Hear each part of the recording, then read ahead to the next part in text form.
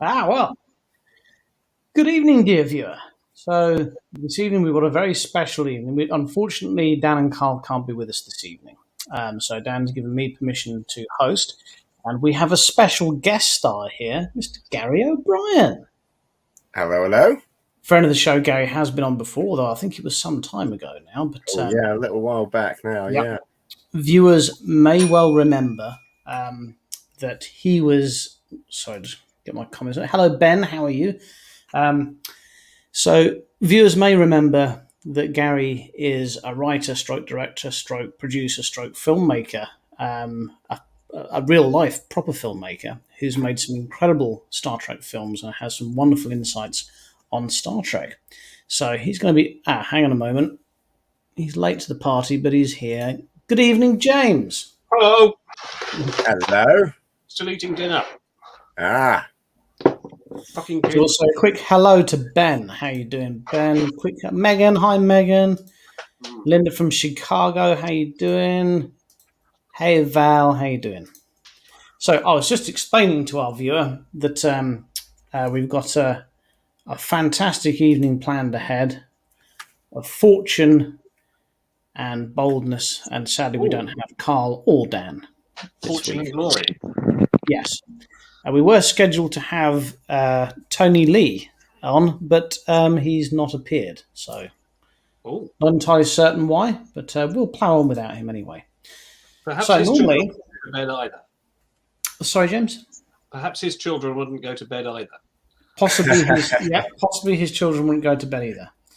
So we normally start things off with a cocktail, but James is still eating, so I'll let Gary, if you wouldn't mind, just saying a few words about yourself and your involvement with Star Trek, just for our viewer to know who you are.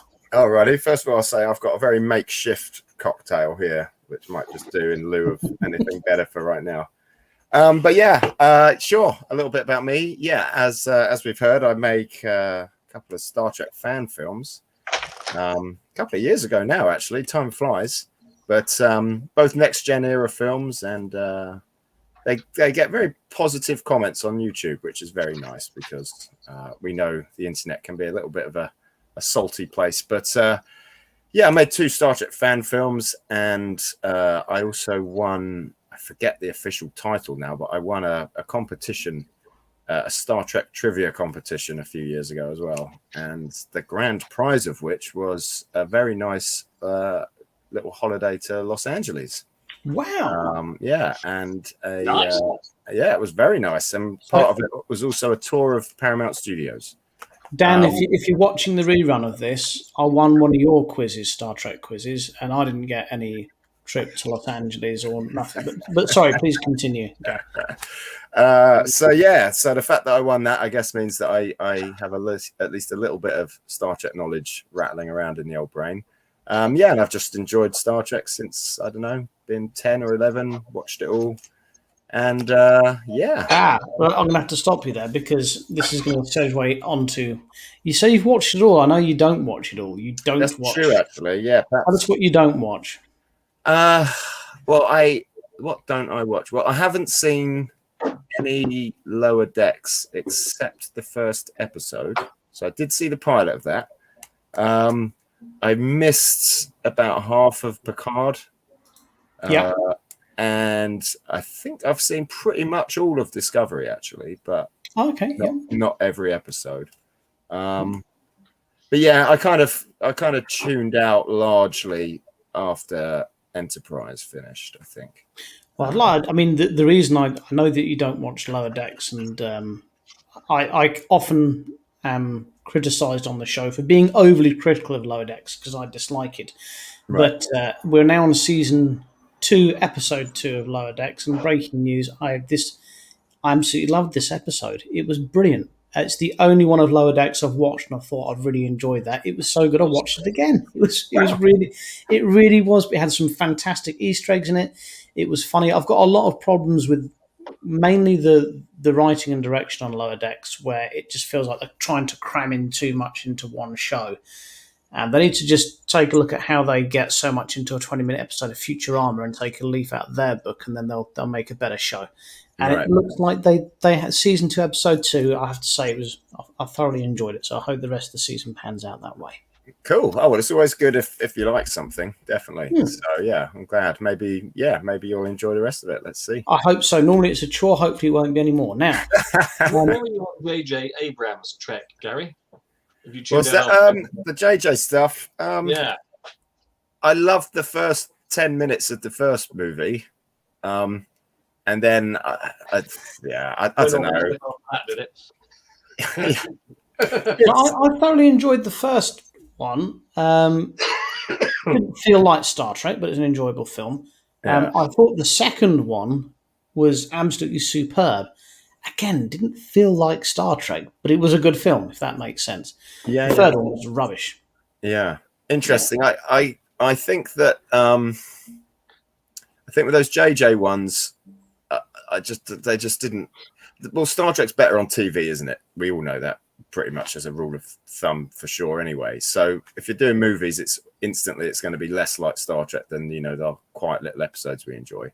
And then they were so sort of new, and I don't know, they just felt a bit slapdash and kind of, I don't know, it just didn't feel like a Star Trek thing. And they were okay as movies, but they're just summer blockbusters, and that's fine. But I don't tend to go for that kind of thing generally anyway. So in the round, I was just a little bit indifferent really to those movies.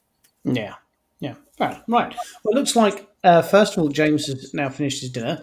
Second of all, that he's downloaded enough internet that we can see him, although a little pixelated. So we're going to move on with our first segment this evening, which is James's cocktail. Now, you've got a special thing for this. What's it called, James? It's probably called Booze Reviews for You.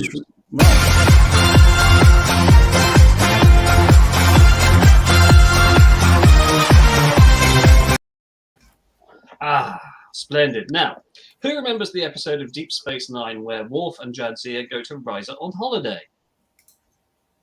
Yes. It is called Let He Who Is Without Sin, I think is the name of the episode. And Worf is determined not to enjoy himself. And what he does... Worf's proper like Victor Meldrew, isn't he? On that episode where they go to Australia, he so doesn't want to enjoy himself. He doesn't take his uniform off at all and change into civvies. I mean, he even travels there in his uniform. Perhaps he's like Riker. The only thing he's got in his wardrobe is one blue shirt. It's designed to be comfortable in all weather conditions, James, you see. Yes, but instead of enjoying himself while Jadzia goes off swimming and drinking cocktails and so on, what Worf does is joins a rebellion against the ideals of the Federation and tries to incite civil unrest and foment rebellion. So while I'm doing the Jadzia part of this episode, for which you should have this cocktail, Richard, I'm going to invite you to go and incite civil unrest and foment rebellion while I'm doing it. Okay, so perhaps you could do that through the medium of interpretive dance. It's not really my style, but I'll give it a go. Right. This evening's cocktail is effectively a strawberry daiquiri. For this, you are going to need some white rum. You can use something cheap and nasty like Bacardi, or you can use something much nicer like our lovely bottle of Havana Club. Yes. If I were being really on the ball with this, I'd be with a blender in front of you, but I'm not going to do that because my 3-year-old who went to sleep about 20 minutes ago is the other side of that wall. So I'm going to do this the old-fashioned way. So I'm going to stick, no, for that. How much? 50 mils of my gorgeous smelling rum. How much have you got left of that? Have you got another bottle, or is that your last bottle? That's my last bottle. There we go. How much have I We're going to have to go to Cuba again, aren't we? Yeah, nip in, see if we can't deal with Castro once and for all. He's dead, James. What about the other one, Raul? His son? No, it's his brother. We also need 25 millilitres of simple syrup. Now, I boiled this up earlier. Let's try and get that right. Simple syrup, dear viewer, is simply water and sugar boiled up and then allowed to cool. If you have a sweeter tooth, you may use a greater proportion of sugar, but do bear in mind it won't dissolve as cleaning. You also need some lime juice, and of course, we always use on this show Ferengi lime. because it is particularly Moist. Yes. That's still smelling okay.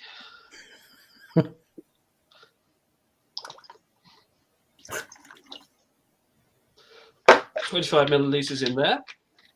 And of course, you will have taken the opportunity to blend up some strawberries before you join the broadcast. So in there you go. The trusty shaker.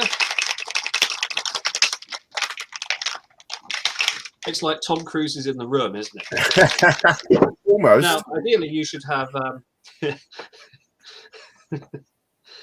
icy pulp in here. What I've got is some kind of icy water because it's melted since I blended the ice, but never mind. Physics again. That looks revolting. I mean, in an ideal world, if I'd had 5 more minutes of prep time, I would have sifted the strawberries.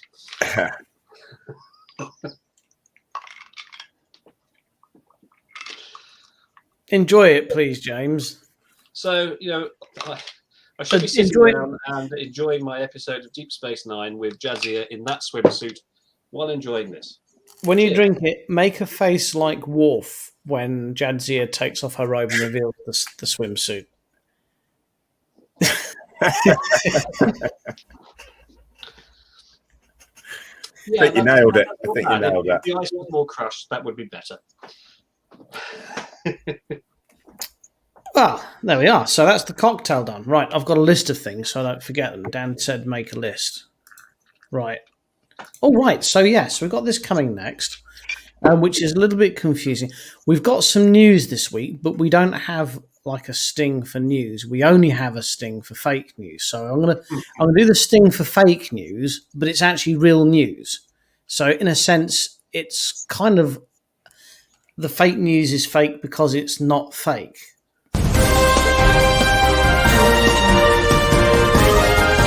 It's fake.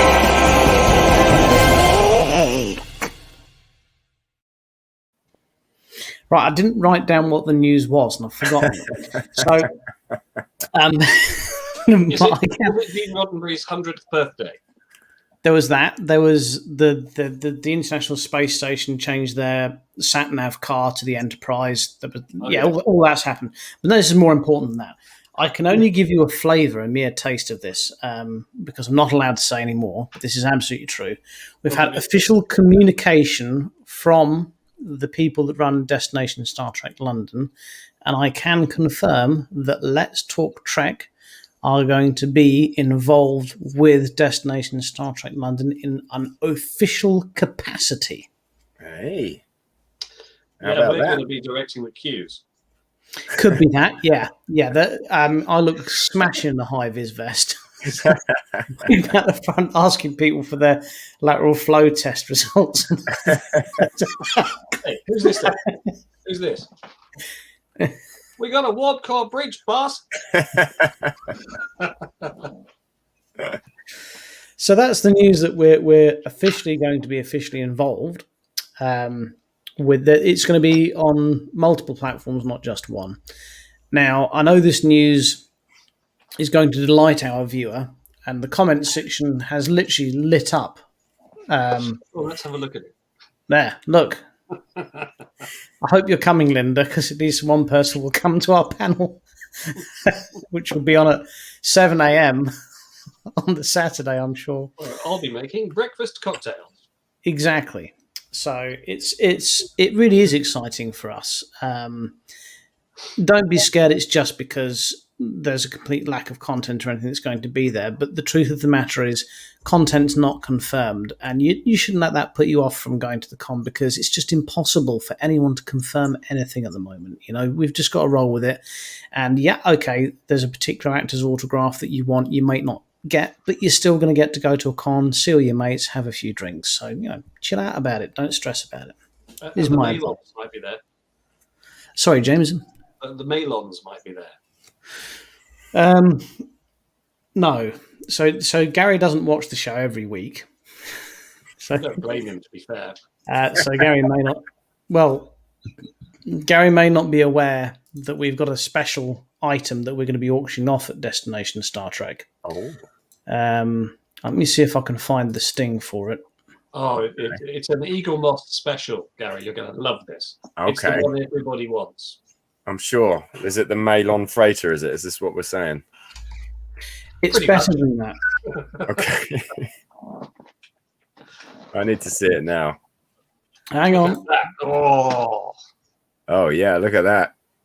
So that's a Malon freighter. that's Uh-huh. a nice, fine-looking ship, isn't it? It is. Yeah. Oh, you might have just improved it. I've knocked another ball off it. Oh dear. It looks like something you might find in the bottom of a toilet bowl. The pursuit of perfection begins with a dream. Irresistible desire. You demanded. You waited. They delivered. Something to exceed the expectation of millions.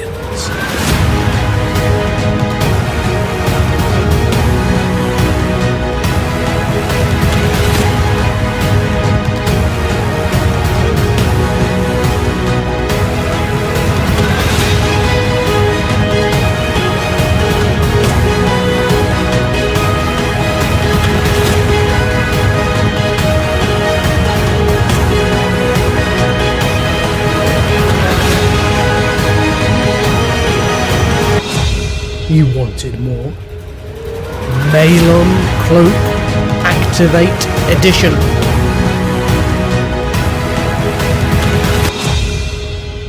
And more, the Gold Edition.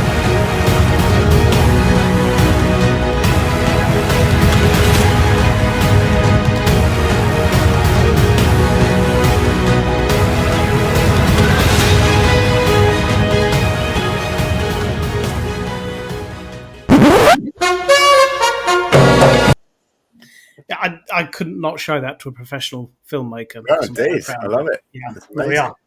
Yes, so we're hoping that the two Malon ship. actors that played Malons will be present and we can get them to sign my gold edition Malon freighter, which I've misplaced at the moment. It's somewhere. We'll get them to sign the base. So, yeah. Wow, yeah, nice. And did you say and then auction it off? Did I hear that right? Yeah, we're going to auction it off. We were thinking of signing, if the actors that played the Malons don't come, then we're actually going to sign it ourselves. Okay, All of the Let's Talk Track people will sign it and we'll auction it off right. for testicular cancer Okay, in yeah, honor of the balls. yeah, So, yeah. All makes sense. There's a nice symmetry to all that. I think so, yeah. We'll also be signing this, An Evening with John Barrowman DVD, which our regular viewer Alan Window won in our feature, Blankety Blank. Why Nice. hasn't Alan got the evening with John Barrowman? No, he asked us to sign it and then give it to him at destination, so I haven't sent it on yet. Right, so, Gary, as you won the Star Trek trivia, could you please explain to Pickersgill who are the Malons? Oh, Who yes. are the Malons. The Malons, as memory serves, were the Delta Quadrant species that were known for polluting, I guess, space with their toxic waste. They were space binmen, weren't they? Yeah, They were refuse technicians. they had a little wormhole thing of their own, didn't they? Or a little pocket in space that they were just using as a convenient little dumping ground. But I mean, to be fair, space is fair enough for dumping stuff in because it is massive. Like, I it wouldn't have doesn't an issue. seem terribly I mean, space is unreasonable. big, really big.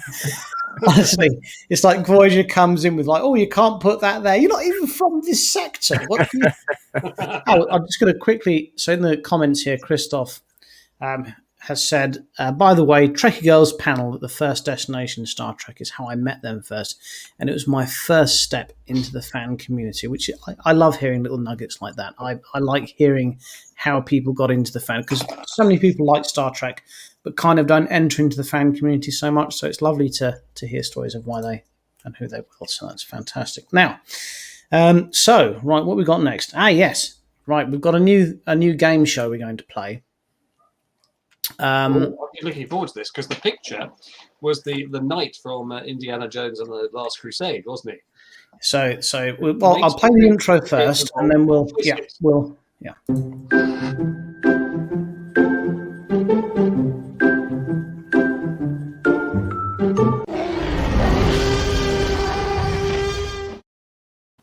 Right. So this is. What was that? This is our new show. We've been playing Blankety Blank for some time, which is good fun, but our regular viewers are getting a bit bored of it. So I've decided we're going to basically resurge Banzai, the Channel 4 TV show. I'm going to play a clip, and in the comments, if everyone's ready, let's see your fingers. There's going to be a clip played. In the clip, the dashing host is going to ask Wonder Woman a question. And all you have to do in the comments is please guess whether she's going to get the question right or wrong. So you don't have to guess the answer yourself. You just have to know, is she going to get the question right or wrong? So you want to put right or wrong. So I'm going to roll the videotape. Everyone ready? This, Richard? Can Gary and I play? You can. The only issue is that the comment stream is about 20 seconds behind us. And so, but if you've got a piece of paper, you want to write it down and we'll hold them up at the end. Yes, we can do that if you like. Well, James, you can't. That will become clear in a moment. Why you can't, but... okay. But Gary certainly can. The evidence from the Smith case. So if everybody's ready, if our viewer is ready, and we're going to now play Choose Your Choose.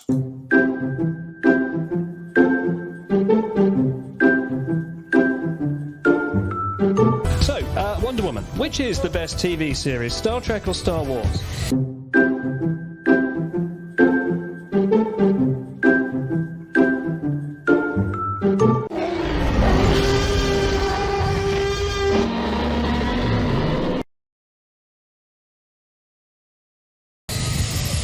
Star Trek, but the original one.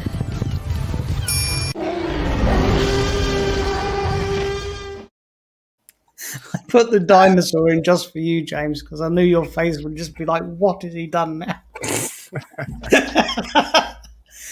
Right. I might have got that wrong as well, even though I was there. It was a few years ago. Was later taken, I think. Yeah. So in the comments, let's see who got it. So this old helmet, wrong. Well, you were wrong because you got it right. Claire, wrong. No, you were wrong. Val, wrong. No, you were wrong. Nadeem always gets these right. Well done, Nadeem. Vickers Girl was wrong. Linda was wrong. Whatever that is. What? Alan was right. Christoph, I don't think you understood the rules there, did you? Alan, you were wrong. Everyone's got this wrong. Maybe I made it too difficult. Maybe. Linda, just wow. Well, that was presumably that was for the dinosaur. And who else? Flabbergasted, a DC cosplay knows a Star Trek. Yeah, well, Star Trek crosses all bands, and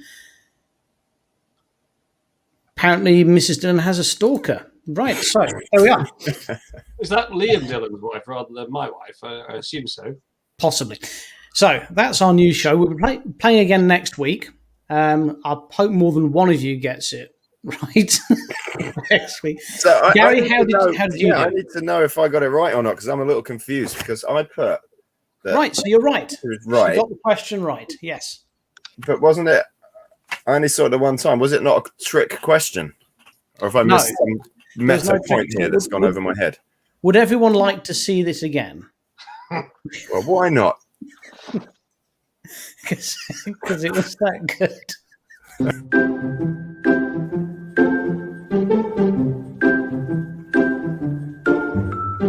So, Wonder Woman, which is the best TV series, Star Trek or Star Wars?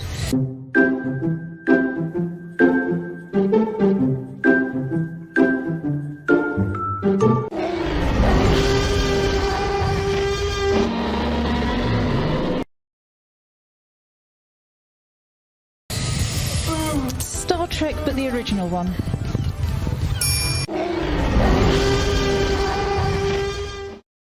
Okay. There we are. So, hopefully So that's now- cleared things up a bit. Yeah. What is I was really going cool? on. I was going on the premise that, and old-fashioned old me here, that Star Wars isn't a TV show. It is now. It is now. See, And it was when this was When that was made as recorded. well. You had it the did look a Clone bit Wars. archive. I've got to admit. Yeah, that- you had like the Clone Wars and whatnot. I mean, basically, James cocked up the question, didn't he? Well, I'm have trying you to gloss seen- over. I'm not trying to draw attention to him being an incompetent buffoon, but you have done. You're a guest, so you can do it. It's I can fine. get away with that. Indeed. What year was that, James? I'll let you fill that one. I think that was the last Sci-Fi by the Sea, wasn't it? That would have been the last one we did. Yeah, Because obviously, So what- 2020, nothing happened anywhere about anything. 2019. Yeah. That was the one. Yes. And then that was the last event anyway. They cancelled it after that. But Yeah. that's definitely what it was. Oh, Because that you and I one. were mincing around doing media, weren't we? We didn't bring any sets with us. We just played No, we around. enjoyed the day. It was wonderful. We didn't have Yeah. anything to build, or it was fantastic. I think we did good with Smitty. All right. Now that's reminded me of my other news. So let's play the news sting again because I've remembered it. Hang on. Ah, here we are.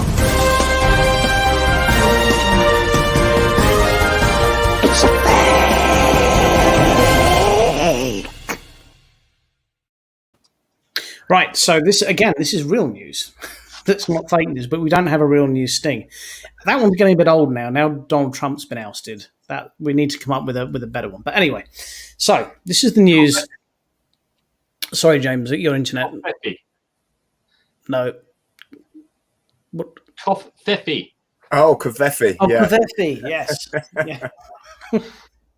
What is good? What did we decide that was? A type of drink or a hairpiece? Or both?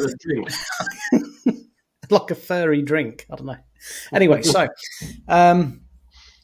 this is the news that Riker's Beard have been in intense negotiations with a local hotel proprietor.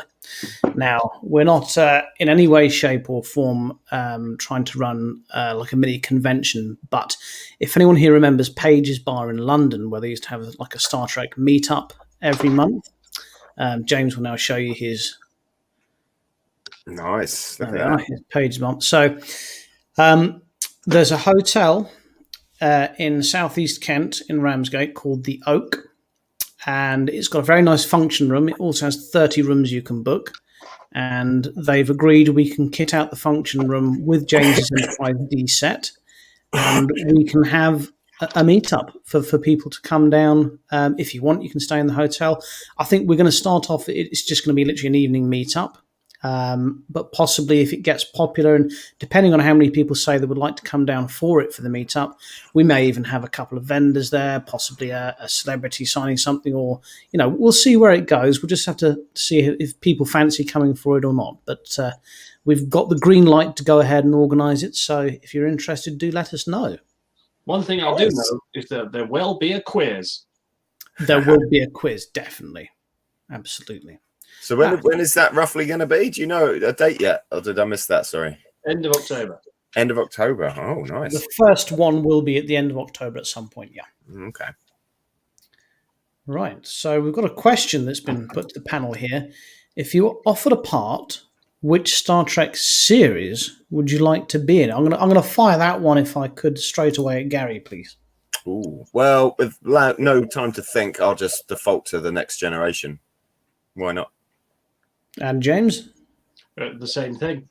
And I think the when if I ask why, you're going to give me the same answer. It's because it's the best, and also you get to be on the screen with Patrick Stewart. Yes. Yeah. Yeah, there's a no-brainer there, really, isn't it? Right. I mean, the second answer would be DS9, just because it's lots and lots of space battles. That'd be great fun. Yeah. And also, like, if I was a guest star on DS9, I guess there's a slightly stronger chance that I'll become a recurring character and can keep going back. Yes. Yeah, it's not so Yeah. much It's not a one-hit wonder generally, DS9. So, yeah. Maybe I should have thought more and said that in the first place. personally, I'd take Discovery because it's in production, and you I have to could. time travel. I could only make it better. So, Probably, Gary, we're not hugely enamoured of Discovery on this show. no one said strange new worlds. I fit in well then. So, as a writer, and this was something I was going to pose to Tony, but he's not a writer. As a writer, is there something specific about Discovery that you like and that you dislike, or something that you think it could be improved upon? Wow. I think my biggest gripe, because there's lots of things one could complain about with Discovery, but for me, it is exactly the writing. It just, I don't know, man. It doesn't grab me in any way. It just seems like, to me, just kind of lame. I don't see. It just seems like something else with Star Trek name on it.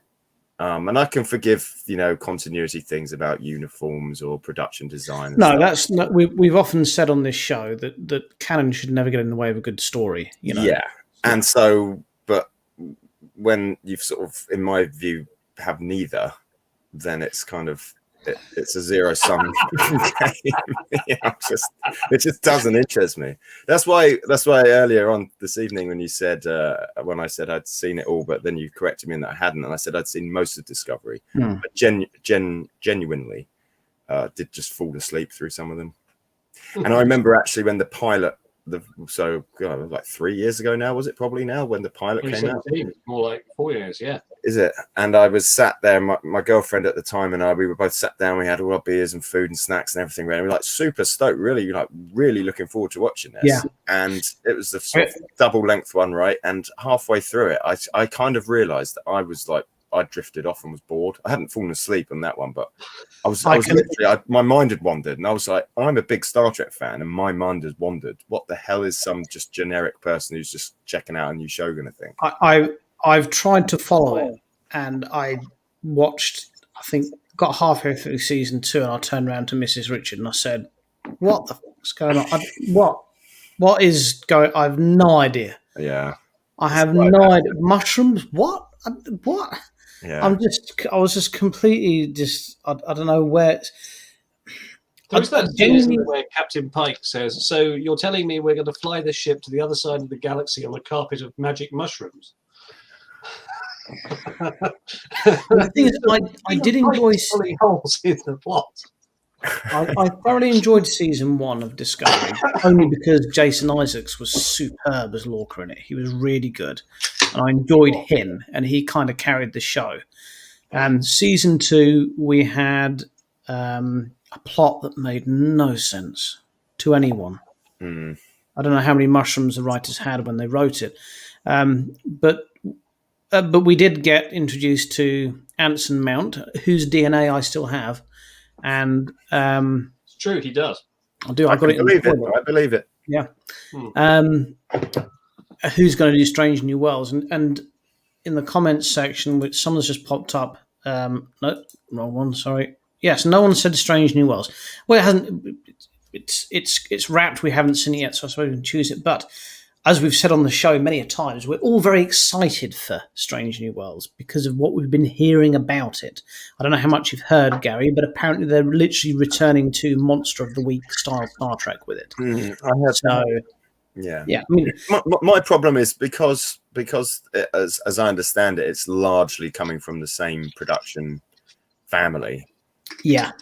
And Picard did that, and again, that one to me was essentially. By the end, I found it honestly unwatchable. I just I forgot it was on. It was like whenever it premiered Thursday night. Yeah. I realized that was 4 days back and I hadn't even thought about it. The promise, for me, the spin on Strange New World sounds good, but it's coming from people that, in my view, have failed massively with the last 2 things they did. And perhaps Lower Decks as well, because I didn't dig on that either. So, I'll try and take a look, but I've at this point, I'm just kind of. I'm being very gentle because I'm the moderator this week, but I wholeheartedly agree with you. Right. So that's where we lie on new Star Trek. There have been some standout moments of Discovery. that I have enjoyed, as there have been some standout moments of Picard that I've enjoyed. And one thing I think that we have to take away is that we're not going to get, like, I don't know if you're a big comic book fan as I am, the golden era of Star Trek is gone. That's not coming back. We're not going to see that kind of Star Trek again. Hopefully we'll get Voyager and DS9 remastered in HD, but that style... Well, they can't, can they? 'Cause they shot it on video, so that there's only so much you can do to improve the... Oh, they can. I've been experimenting with it myself with Topaz Lev's eye, so it's It wasn't shot on video; it was shot on film, but like Next Gen, it was all edited on video. But it was just that so much more of the effect shots were they were shot on video. Created in video. Okay. I'm misinformed, so I apologise.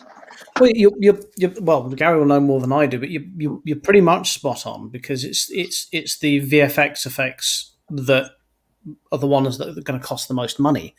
But luckily, in the final season of DS9, they started using less and less models shot on videotape, and they started to use computer-generated pickups. So they switched special effects companies or something. So I think I'll just say on that, I think the reason they could do such a good job with Next Gen through the whole thing was because almost exclusively all the visual effects were shot on film as well as separate motion control elements. DS9 started like that, but increasingly just moved towards CG, which was rendered purely as video. There was that, and then there's also the thing you have to remember, that the vast majority of Next Gen was filmed without special effects because the stories were that good. I'll never forget the Borg invasion of Earth, where just 3 little shuttle pods trying to fight off the Borg cube, and that's all we got. But you never questioned it, did you? The story always know that whatever catastrophe is about to befall Earth, the Enterprise will be the only ship in range. So at the very centre of the Federation, it's got one ship anywhere near it, and its job is to be as far away from. Its job's to be as far away from Earth as possible. Well, that ensures Earth safety, then, surely, because it's only when the Enterprise is nearby that there's any danger. Yes, it's like you would never get on a train with Miss Marple, would you? If you saw Hercule Poirot. If you saw Hercule Poirot dropping off his baggage, like, you wouldn't get on that aeroplane, would you? Not a chance. No, it's just not worth the risk. No. Yeah. Right. Okay. What we got left? What have I forgotten? Wish.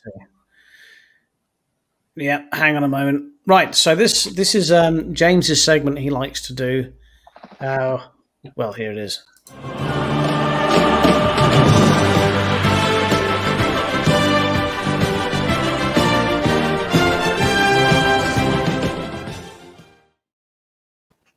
So, Gary, what in Sam Hill or Wish is where I've been on the internet and looked at things, and then I found something that's family friendly that I can show as a clip.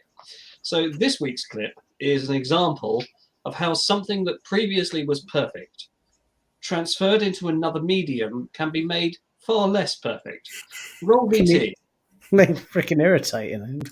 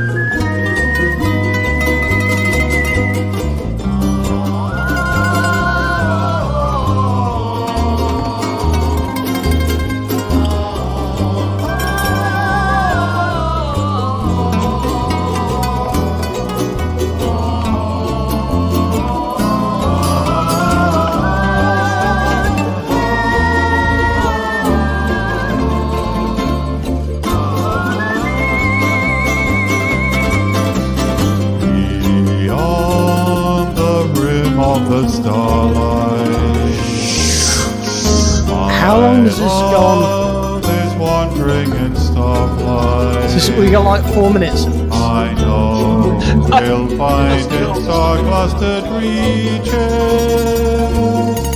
Like we had like 502 viewers. We're now down to 8. We're still with that. I know his journey ends never. His Star Trek will go on forever. But tell him while he wanders his starry sea, remember me.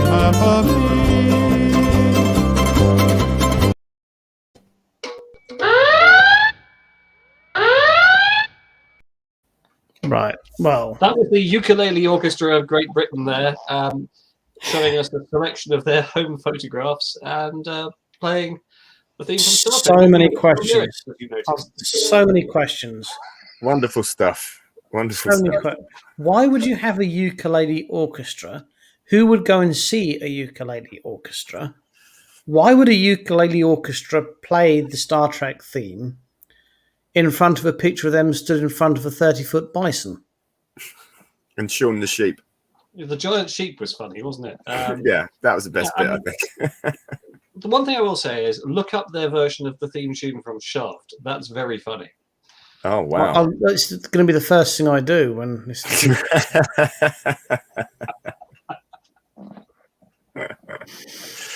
That is this week's wish clip. Marvelous. Okay, well we filled the time pretty well actually because we're only 3 minutes away from where we're supposed to sign off for. For those of you that tuned in to see Tony Lee, he confirmed that he was going to be here. He's not.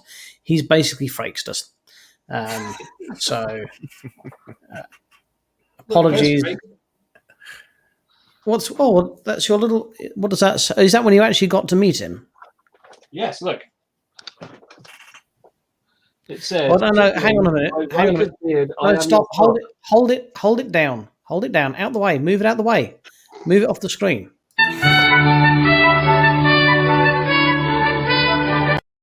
This week on Collectibles Corner, James would like to present a very special item that he has. This is a photograph of the actor Jonathan Frakes, who our regular viewer may recognise as the actor who portrayed the character of Commander William Riker through all 178 or 179, depending on how you count it, episodes of Star Trek The Next Generation, subsequently in Star Trek Deep Space Nine. Also, he appeared in Star Trek Voyager, more latterly in Star Trek Lower Decks, and of course, let's not forget his appearance despoiling the end of Star Trek Enterprise. As you will see, in 2012, he did actually attend a convention in the United Kingdom. It was called the EMS, or the Electronic Media Show, I think it was. And they changed his photograph time so that when I arrived on the train, hungover as hell from my cousin's wedding, I'd already missed it, but they summoned him back. They actually summoned him back to do the photograph. And I got him to sign this. So there we have it. I can't make out quite what it says. Could you read that for us, It James? says, to James, by Riker's beard, I am your father, Jonathan Frakes. Look at the resemblance. That's me and Dad. Look. That's quite something. That is quite something. Nice one. That's a great little collector's piece you got there. Is it collectible? Well, it's probably worth it to me, but not to anybody else. So how much? Possibly, yeah. How much value would you put on a signed Frakes photo, given his? I'd say about 2,000 pence, which is what I think I paid to have his photograph. 2,000 pence. Fair enough. Hmm. Oh, fantastic. Right. Well, I think that that about wraps up the show for this week. Well, Val, then you probably should have been watching the show. And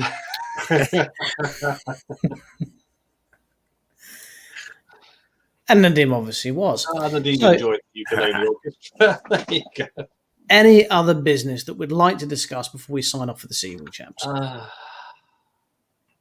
So let's think. Lower Decks is running at the moment, isn't it? Yes, and I'd Episode highly recommend 2. you watch episode 2 of the new season. It's head and shoulders above all the episodes they've done. I really enjoyed it. But aren't we now in this period where ostensibly we're going to get a new episode of a Star Trek series non-stop for about 30 weeks or something? Yeah, we've got I think kids. so. We've got kids. The Prodigy one fired up next. Apologies Week. next. Yeah. That's the other Yeah. animated one. Mm-hmm. That's sort of more CGI than a sort of shaded cell style animation. Yes. And then, do we go into Picard next, or is it Discovery season 4? I think it's Disco, Picard, Strange New Worlds, but I could be wrong. Okay. Ooh. Wow. So we've got lots of Star Trek to talk about. And I have to say, for a change, we've actually talked about a lot of Star Trek tonight, which we don't normally go into it this much. Oh, a bit of news that James is wearing on his head there. We have had the themes for the parties at Destination Star Trek London announced. One of them is going to be Take Me Out to the Hollow Suite. It's going to be a baseball bat That's my themed costume party. sorted So, then, isn't it? yeah. Everyone's got to come along wearing baseball uniforms and carrying bats. Probably not the bats. And also we've got a Captain Proton party, of which I've already had several inbox requests for me to appear as Captain Chaotica or Ming the Merciless, whatever you want to call him. Because I'm sporting a goatee these days. So there we are. I think that wraps up all the news. So let's see. We've done Let's Talk Trek are going to be at DSTL. We've done Riker's Beard social meetup in Ramsgate. Alan's asking how much are the tickets? For you, Alan, how much can you afford? Yeah, how much can you afford? Yeah. That's a lawyer joke, that is. How much will this cost me? How much can you afford? But we've had a lot of Star Trek news. Great news, I think. I'm particularly excited about our Star Trek meetup if there's enough interest for it. And yeah, so I think we'll call it a night there. Thank you very much to our special guest Gary for jumping in this evening. Thank you. Very short. James and I did the show, just me and him once before, didn't we? We struggled. Sometimes we struggle when there's four of us. Anyway, thank you for watching as always, beloved viewer. Take care of yourselves and each other. Are we going to do the stupid outro or? Yes, do the outro. That's yeah, why great. not? Where are we? Is this it?